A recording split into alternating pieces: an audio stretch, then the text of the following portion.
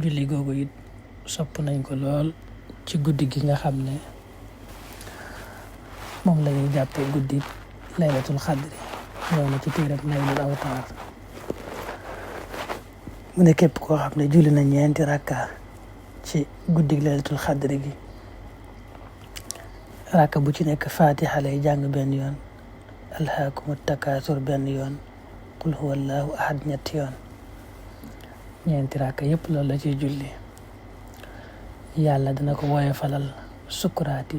dee dana ko yëkkatilit mbugalum bàmmeel mooy dana ko musal ci mbugalum bàmmeel tey dana ko jox ñeenti poto yoo xam ne ci leer lañ koy defare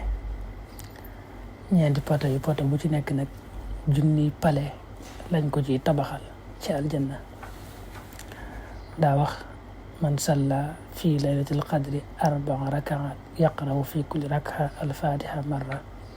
wa alhaakumu takaasur marra wa qul huwa allahu ahad 3 marrat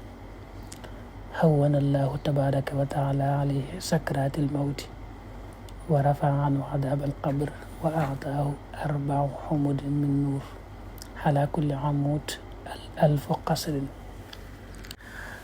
jàng ayatul kursi it nag sopp nañ ko lool ci guddi gi laylatul xadri gi ñëw na ci téere Kanzun Najaahi wa Suruur mu ne yonent bi daa waxoon ne sallallahu alayhi wa sallam jàng ayatul kursi ci laylatul xadri moom la yàlla gën a bëgg nga wàcc ab kaamil ci geneen guddi